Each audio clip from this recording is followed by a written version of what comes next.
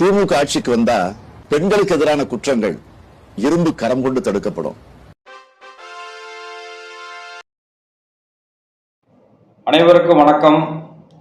விழித்தமிழா சேனலை சப்ஸ்கிரைப் செய்து ஆதரவளியுங்கள். கடந்த ஒரு வார காலமாக நாட்டில் நடக்கிற முக்கிய கொலை குற்ற பின்னணியே அது சம்பந்தமான நிகழ்வு நம் மக்கள் மத்தியிலே மறந்து போய்விட்டது. என்ன காரணம் என்று சொன்னால், விஜயனுடைய மனைவி கொடுத்த புகார் வழக்கில் அந்த செய்தி கொண்டு பரபரப்பாகிட்டு சொன்ன முக்கியமான செய்தியாக பார்க்க வேண்டியது இந்த நாட்டு பிரச்சனை தான். மக்களுடைய நிம்மதியாக வாழ்கிறார்களா, தினம் அச்சப்படுகின்ற சூழ்நிலையில இந்த ஆளும் அரசியல் வந்து விட்டுருக்கிறது. ஆமாம், இதை அந்த விஜயனுடைய தனிப்பட்ட வாழ்க்கையை இருந்தாலும் அந்த தனிப்பட்ட வாழ்க்கையில் ஏற்படக்கூடிய அது சில நியாயமா இருக்கிறதா நியாயம் இல்லையா என்பது மக்கள் மத்தியில் பேசப்பட்டிருப்பது அது சரியானதாக ஒன்றும் இல்லை. தனிப்பட்ட வாழ்க்கை என்று சொன்னால் அந்த விஜய் தொண்டர்களும் அவர்களுடைய ரசிகர்களும் சொல்லுவதுன்னா தலைவரை பழிவாங்க வருகிறான்னு சொல்கிறார்கள். அது பழிவாங்க வருதா இல்லை, பழிவாங்க வருகின்ற சொன்னால் வேற ஒரு பொண்ணோ யாரோ வந்து தவறாக பழவி இல்லை அது ஒரு ஃப்ரெண்ட்ஷிப்பாக பழகி அதை வீடியோ எடுத்து கொண்டு பிளாக்மெயில் செய்து என்று சொன்னால் இந்த கால தேர்தல் கட்டத்தில் பழிவாங்கன்னு சொன்னால் ஏற்புடையதாக இருக்கும். உங்கள் பக்கம் நாங்கள் ஒரு எல்லோரும் இருப்பார்கள். ஆனால் இது குடும்ப பிரச்சனை, குடும்ப மனைவி துரோகம் செய்திருக்கிறார். அதனால் தயவுசெய்து விஜய் ரசிகர்கள் புரிந்து கொள்ள வேண்டும். இந்த நீங்கள் ஒரு உண்மை பெண்மணியாக இருந்தால், நல்ல ஒரு மகளிராக இருந்தால் மகளிர் பக்கம் இருக்க வேண்டும். அவர் வைஃபை துரோகம் செய்திருக்கிறார். அதை நீங்கள் எண்ணி மகளிர் பெண் விஜய் பக்கம் கூட நிற்கக்கூடாது. மகள் பெண் விஜய் சங்கீதா பக்கம் நிற்க வேண்டும். தயவுசெய்து புரிந்து கொள்ளுங்கள்.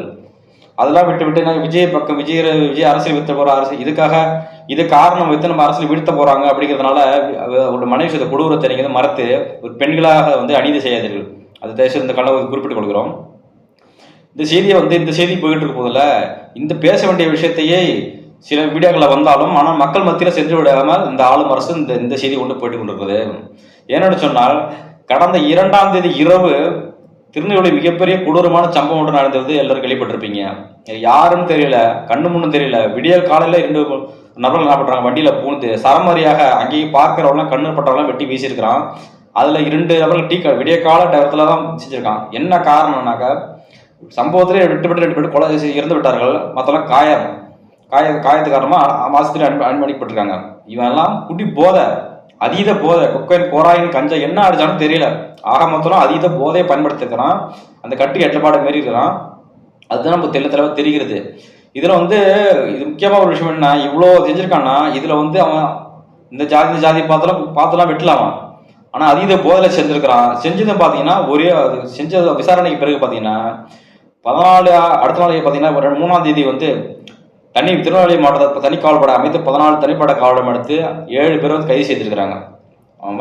அந்த கொடூரக்காரன் கைது செஞ்சிருக்காங்க. விசாரணையில் அவருக்கு என்ன எந்த குற்றமில்லை செஞ்சீங்களா, குடிபோதை செஞ்சீங்களா, இல்லை ஜாதி பிரச்சனை செஞ்சீங்களா, அது குறித்து விசாரணையில் வரும். சரிங்களா? ஆனால் அதுக்கு முன்பதாக அது ஒரே சமூகத்தை சேர்ந்தவர்களான்னு தெரிய வருது. அப்போ ஏற்க முன்னதாகவே திடீர்னு ஒருத்தன் போதை போட்டா திடீர்னு ஒருத்தன் சண்டை போட்டு வெளியிட போட்டான். அவனுக்கு மனசு போதையை போட்டாக்க அவனை பழிவாங்கிற எண்ணம் வந்துவிடும் அவனுக்கு. அப்போ ஏற்கனவே மனசுக்குள்ள ஜாதி ஒன்றும் எது இருந்திருக்குது அவனுக்கு. அப்போ தெளிவாகிறது. ஆனால் சபாநாயகர் இருக்கக்கூடிய அப்பாவா அவர்கள் பல தடவை சொல்லியிருக்கிறார், திருமொழி மாவட்ட மக்களும் அமைதியாக இருக்கிறது, அங்கே ஜாதி சண்டை வன்முறைலாம் இல்லை அப்படின்னு சொல்லியிருக்காரு. அதே போன்று இப்பயும் போயிட்டு அந்த மக்களிட பேசும்போது சாதி சண்டை பிரச்சனை இல்லை, இது சமூக தனிப்பட்ட பிரச்சனை சொல்லும்போது மக்களோட கோபத்தை உண்டாக்கிற மக்கள் அடித்து விட்டு இருக்கிறார்கள், துரத்தப்படுகிறார்கள். அப்ப இந்த அப்பா அவர்கள்லாம் தொடர்ந்து மக்களுடைய பொய்ய இந்த ஆளும் அரசும் சட்ட ஒழுங்கையும் காவல்துறை செய்கின்ற அட்டுழிகளையும் மறைத்து இது மறைமாற்றி கொண்டு காப்பாற்றி கொண்டிருக்கிற அந்த பேச்சு மக்களுடைய அந்த வெளிப்பாடு தான் அவர்கள் துரத்தெடுத்திருக்காங்க அப்பா அவர்களை. இது மிக கிடக்கேடு. ஒரு பக்கம் இந்த பெரிய குற்றவாளிகள் பின்னாடி அதிர்த்தி கொண்டு வருவது சட்ட ஒழுங்கு பயம் இல்லை. மற்றொரு பக்கம் காவல்துறையும் காவல்துறையும் மிக மோசமாக இருக்குது. அது பார்த்தீங்கன்னாக்கா மானாமதுரையில 2 பேர் திருப்பி கொலை செஞ்சிருக்காங்க, 2 பேர் வெட்டிருக்கானோ.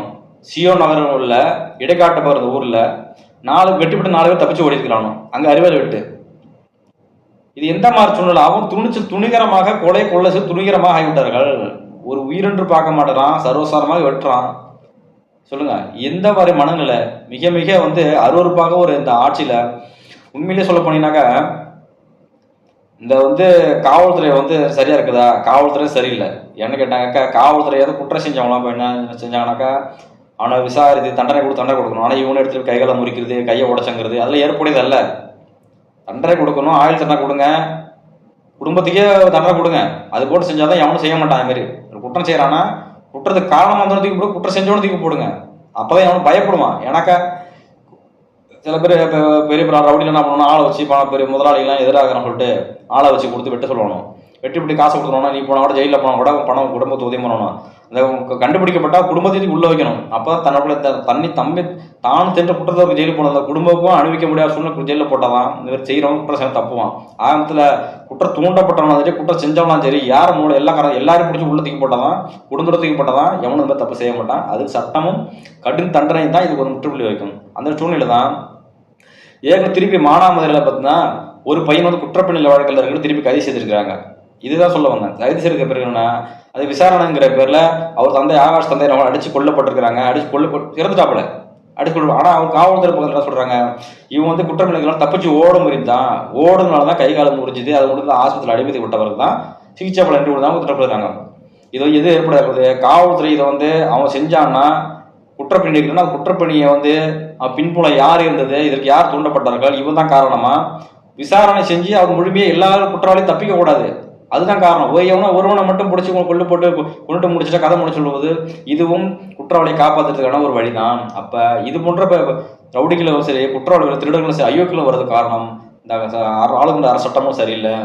ஆனா தாவக விஜய் எதுக்கெடுத்தாலும் இந்த மகளிர் அணி சொல்லியிருந்தார். என்ன சொல்லியிருந்தாரு, பெண்களுக்கு பாதுகாப்பு இல்லை, பெண்களுக்கு பாதுகாப்பாக கண்காணிப்பு கேமரா வைக்கணும்னு சொன்னீங்க, அது நாம் தமிழ் அரசு சொன்னோம் சுயமா சொல்லிட்டாரு. பெண்கள் பாதுகாப்பு வைக்கணும், எவனும் நான் சீரோட இடையில காவல்துறை அணியாத படையிருப்பாங்க. அப்ப அது போன்று எல்லாம் சொல்லியிருக்காங்க. விஜயம் சொல்லி வரவேற்கிறோம். ஆனா அவர் பெண்கள் பாதுகாப்பு இருக்கிறது கேள்விக்குறி. இருந்தாலும் சொன்னதை வரவேற்கிறோம். அவர் விஜய் அவர்கள் நாங்கச்சேரி சம்பவத்தில் கண்டித்திருக்கிறாரு. பெண்களுக்கு பாதுகாப்பு இல்லாத ஆட்சியத்தில் காவல்துறை கட்டுப்பாடு வச்சுக்கிற ஐயா ஸ்டாலின் அவர்கள் தூக்கி கொண்டிருக்கிறாரா ஆட்சி முடிய நேரத்தில் அப்படின்னு விஜய் அவர்கள் கேள்வி கேட்டிருக்கிறாரு. வரவேற்கத்தக்கது. அதே மாதிரி உலக நாடுகள் டாப்ல இருக்குன்னு சொல்ற ஐயா ஸ்டாலின் அவர்கள் ஆட்சி மிக மோசமா இருக்குது. தமிழ்நாட்டு பெண்களுக்கு பாதுகாப்பில் உலக நாடுகள் போட்டி போடுற அளவுக்கு சொல்லிக்கிட்டு இருக்கீங்க. இங்கே தமிழ்நாட்டு பெண்களோட நிலைமை மோசமா இருக்கிறது அப்படின்னு கண்டிச்சிருக்காரு. விஜய் அவர்களை கண்டிக்க வரவேற்கத்தக்கது. அதே சமயத்தில் அவர் அறிக்கை மட்டும் ஒன்றும் வேலை வெளியிட எடுப்படாது. சும்மா எல்லாத்துக்குமே அறிக்கை மட்டும் தான் விட்டுக்கிட்டு இருப்பாரு. அதனால அறிக்கையை அதை பேசுனதுக்காக ஒரு எனக்கு அது மகளிர் கூட்டத்திலே பேசியிருக்காரு. ஆனால் பத்திரிகையாளர் சந்திச்சு உடனடியாக எதிர்ப்பு தெரிவித்தாதான் மக்கள் மத்தியில் ஒரு ஆட்சியினோட அவலங்களை புரிஞ்சாதான் மக்கள் வந்து மாற்ற நோக்கி போவாங்க. அதை வந்து அம்பலப்படுத்த வேண்டிய எதிர்கட்சிகள் கடமை, புது கட்சிகள் கடமை. அதுக்கெல்லாம் அதில் இது விஜய் அவர்கள் ஆவிக்கப்பட்டு வர மாட்டேது. இந்த சமயத்தில் மிக மிக கொடூரான சம்பவம் மறுபடியும் பார்த்தீங்கன்னா 8ஆம் தேதி குமாரபாளையத்தில் வந்து 70 சிறுமியை வந்து பாளையத்தொலை செஞ்சிருக்கான், வன்கொடுமை செஞ்சிருக்காப்புல. சீமானன்னா கட்டணத்தோடு இருக்கு சொந்தத்தை தெரிவித்துள்ளார். இந்த நாட்டில சிறுவர் முதல் பெரிய பெண்கள் வரை யாருக்கும் பாதுகாப்பு இல்லை அப்படின்னு சொல்லிருக்காரு. அதற்கு வந்து சீமானால அறிக்கையிலே விட்டுருக்கிறாரு. அந்த அறிக்கையில வந்து முழு விவரத்தை நம்ம வந்து கொஞ்சம் தெளிவா படிச்சா அது விளங்கு மாதிரியா இருக்கும்னு நினைக்கிறேன். அண்ணன் சீமான் என்ன சொல்லியிருக்காங்க பார்த்தீங்கன்னாக்கா, குமாரபாளையத்தில் 70 சிறுமி, ஊத்தங்கள் 60 மூதாட்டியும் 60 வயது மூதாட்டியும் பாலியல் கொடுமை செய்யப்பட்டது மனித பேராளத்தின் உச்சம். நாமக்கல் மாவட்டம் குமாரபாளையத்தில் 70 சிறுமி பாலியல் கொடுமை செய்யப்பட்ட நிலையில் கிருஷ்ணகிரி மாவட்டம் ஊத்தங்கரையில் 70 மூதாட்டி பாலியல் கொடுமை செய்யப்பட்ட கொடுஞ்செய்தி நெஞ்சை உழுக்குகிறது. திமுக அரசின் கையாளாகத்தான் உலக மகளிர் நாளில் நிகழ்த்துவது கொடுமை வன்மையாக கண்டிக்கிறது. 8ஆம் தேதி மகளிர் தின நாளன்று இது போன்ற ஒரு கொடூர சம்பவத்திற்கு அன்னசியமான அறிக்கை விட்டுருக்காங்க. குமாரபாளையத்தில் பாதிக்கப்பட்ட சிறுமி ஆபத்தான நிலையில் மருத்துவமனையில் சேர்க்கப்பட்ட நிலையில் திமுக அரசு சிறுமி நிலை குறித்து வெளியே தெரியாமல் மூடி மறைக்க முயல்வது வெட்கக்கேடானது. திமுக அரசு குற்றத்தை மறைப்பதில் காட்டும் ஆர்வத்தையும் அக்கறையும் தடுப்பதில் காட்டுவதில்லை. தடுப்பதை காட்டியிருந்தால் சட்ட ஒழுங்கு என்றைக்குமே சீரடைந்திருக்கும். ஏதும் அறியாத சிறுமிக்கு இந்த கொடுமை அரசு ஒட்டுமொத்த சமூகமும் வெக்க தள்ளக்கூடிய வேண்டியது. பெற்ற குழந்தை நேர்ந்த கொடுமைக்கு சொல்லி பெற்றோர்களின் கதறொழில் காதல் கேட்கிறது அப்படின்னு செந்த சீமான் சொல்லியிருக்கிறாரு. என்ன கூறி தேற்ற முடியும்? அப்பிஞ்சு நெஞ்சில் உள்ளத்தின் உண்டான கொடுங்காயம் வாழ்நாள் முழுது வடுகாயம் என்று வாட்டுமே. யார் அந்த மருந்திடுவது? வருங்கால தலைமுறைகளை நெஞ்சத்தில் எதை விதைக்கிறோம் என்றோம் என்று எவற்றை கற்பிக்கின்றோம்? யார் இப்பேரோளத்திற்கு பொறுப்பேற்பது? திமுக அரசு பொறுப்பேற்கும், திராவிட மாடல் ஆட்சி பொறுப்பேற்பார்களா என்று கேள்வி கேட்டுக்கிறார் சீமானவர்கள். அதே போன்று கிருஷ்ணகிரி மாவட்டம் மற்றொரு சம்பவம் கேட்டனா 60 மூதாட்டி வந்து இது மாதிரி பல ஆளாக்கப்பட்டிருக்காங்க. அது கிருஷ்ணகிரி மாவட்டத்தில் வந்து ஊத்தங்கரை அருகே தோட்டத்தில் வீட்டில் தனியாக வசித்து வந்திருந்த முதியோர் தம்பதி 70 வயது மதிக்கத்தவர் கணவர் கொன்று மனைவியாக 60 கணவரை கொன்று அவரது மனைவியின் 60 மூதாட்டியை பாலியல் கொடுமையாளாக்கியுள்ளது இந்த 70 மற்றொரு கொடுமையாகும். குற்றவாளிகளை இதுவரை பிடிக்காமல் திமுக அரசு திணறுவது நிறைந்த வன்கொடுமையை விடவும் மிகப்பெரிய வன்கொடுமையாகும். வீட்டில் இருக்கும் முதியோருக்கும் பாதுகாப்பில்லை, வீட்டில் வெளியே விளையாடும் குழந்தைகளுக்கும் பாதுகாப்பில்லை என்றால் தமிழ்நாட்டில் சட்ட ஒழுங்கு எந்த அளவுக்கு சீர்கெடுத்திருக்கிறது காட்டுகிறது. திமுக ஆட்சியில் 70 முன்பாட்டி முதல் பச்சிளம் குழந்தைகள் வரை பாலியல் கொடுமை செய்யப்படும் கொடூரங்கள் நாளுக்கு நாள் நடக்கின்றன. திருவள்ளூர் மாவட்டம் கும்மிடிப்பூண்டியில் உள்ள இலங்கை அகதி மறுவாழ்வு முகாம் தலைவராக இருந்த சகோதரர் சிவகுமார் வெட்டி படுகொலை செய்யப்பட்டுள்ளார். பல்லாவரத்தை அடுத்த திருச்சூரத்தில் ஆறுமுக சதீஷ் ஆகிய 2 இளைஞர்கள் 8 பேர் கொண்ட கும்பல் வெட்டி கொலை செய்யப்பட்டுள்ளார். சமூக பேரவங்களும் சர்வ சாதாரணமாக நடைபெற்றது நல்லாட்சி என்று பொற்காலாட்சி என்று சாதனை ஆட்சி என்று யாராலும் குறை சொல்ல முடியாத செயல் என்பதெல்லாம் வெற்றிக்கேடானது. போதைப் பொருட்கள் விற்பனை கட்டுப்படுத்தாது மலிவு விலையில் மது விற்கும் திமுக அரசின் சீர்கேடு தான் நாட்டில் நடைபெறும் அனைத்து குற்ற சமூகங்களுக்கும் அடிப்படை காரணமாக இருக்கிறது. ஆகவே ஊத்தங்கரையில் கணவரை கொன்று 60 மூதாட்டியையும் குமாரபாளையத்தில் 7 சிறுமையும் பாலியல் கொடுமை செய்த குற்றவாளிகளுக்கு மிக கடுமையான தண்டனை தர வேண்டும். இனியும் இது போன்ற கொடுமைகள் நிகழ்ந்தாமல் தடுக்க போதைப் பொருள் மற்றும் மது விற்பனை உடனடியாக தடுத்து நிறுத்த வேண்டும் என்று அண்ணன் சீமான் அவர்கள் அறிக்கை ஒன்று வெளியிட்டிருக்கிறார். ஆக மொத்தம் தமிழ்நாட்டில் சட்ட ஒழுங்கு சீர்குலையக்கூடாதுன்னு சொன்னீங்கன்னாக்கா திராவிட கட்சிகள், அதாவது திமுக 2 கட்சியும் ஒழிக்க வேண்டும். அதுக்கு மாற்றாக வந்திருக்கின்ற நாம் எல்லாத்தையும் ஒழிக்க போற சொல்லிட்டு இருக்கிற விஜய் அவர்கள் அவர்களால் ஒன்றும் செய்ய முடியாது. அவர்கள் வெற்று பேச்சு, அதுக்கான செயல்பாடு திறன் அவர்கிட்ட கிடையாது. பெண்களே செய்ய நம்பாதீர்கள். நீங்க மாற்று அரசு சொன்னால் எனக்கு இதுமாரி குற்ற பின்னணியில் வருது. என்ன காரணம்? மாற்று அரசு வருகின்ற போது செந்தமிழ் சீமான் அவர் என்ன பண்றாரு, ஒழுங்கு கட்டுப்பாட்டுடன் என்ன அனைத்து பொது குற்றங்களும் சரி நல்ல சிந்தனையை விதைக்கிறாரு, கட்டுப்பாடுன்னு இருக்குன்னு சொல்றாரு. சமூகத்தை அக்கா உறவினர் பார்க்கணும், நல்ல சகோதர பார்க்கணும், குடும்பமா இருக்கணும், உறவினரை பார்க்கணும், தனக்கு சேர்ந்த ஒரு துன்ப நேரம் எப்படி இருக்கும் அதை பிறரையும் நினைக்கணும்.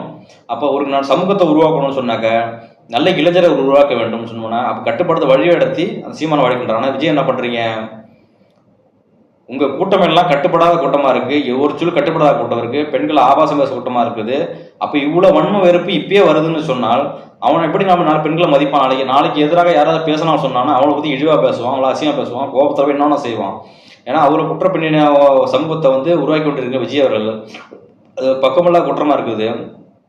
ஆகவே நம்ம நல்ல ஆட்சி மலரும்னு சொன்னாக்க நல்ல ஒரு சமூகத்தை உருவாக்க நாட்டுப்படைங்கன்னா மக்கள் நல்ல தலைவர்களை தேர்ந்தெடுக்க வேண்டும். அதுக்கு நல்ல தலைவர் தேர்ந்தால் தான் குற்ற பின்னணி இல்லாத ஒரு அரசியலை உருவாக்க முடியும். அப்போ மக்களும் நல்லபடியாக இருப்பாங்க, அமைதியாக இருக்க முடியும். இது போன்ற கொலை குற்றங்கள் நடக்காமல் இருக்குதுன்னா சட்டங்கள் திட்டங்களும் கடுமையாக நிறைவேற்றப்பட்டும். அதை சீமான் சொல்கிறாரு, சட்டம் லூஸாக இருக்கக்கூடாது, கடுமையான ஆட்சி இருக்க போது தான் சட்டத்திட்டங்கள் வந்தால் ஒரு குற்றப்பின்னணி தடுக்க முடியும்.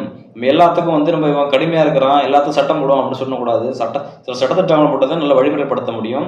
அப்படி என்று சொன்னால் மாற்று என்று வருகிறவர்களுக்கு மத்தியில் மாற்றுண்ட இதாண்டா மாற்று அப்படிங்கிற ஒரு சொல்லுக்கு விதமாக சிறப்பான ஒரு போக்கில் போய் நாம் தமிழ் தான் போயிட்டு கொண்டிருக்குது. அரசியல் செயல்பாடுகளும் சரி, அவர் மக்களை வழிபடுத்துகிற நெறிமுறைகளும் சரி, எல்லா நாட்டில் இருக்க எல்லா பிரச்சனைகளும் யாருக்கு காரணம் தொடர்ந்து மக்களை அம்பலப்படுத்திக்கிட்டார். அந்த மாரி ஒரு மக்களுக்கு தான் வெளிப்படையாக நிர்வாகம் செய்யக்கூடிய மக்களுக்காக என்ன செய்யப்படுறது தெளிவாக சொல்லுகிற ஒரு ஆட்சி தான் தேவை. நாம் தமிழர் அரசியலில் தான் இந்த குற்றப்பின்னணிகள்லாம் தடுக்காது. அது சட்டங்கள் நிறைவேற்றினா மட்டும்தான் இந்த மாதிரி தவறு குற்றம் நடக்காது என்பது சீமான் தொடர்ந்து வலித்து கொண்டிருக்கிறார். அதுக்கு நல்ல அரசியலை தேடுங்கள். நன்றி, வணக்கம்.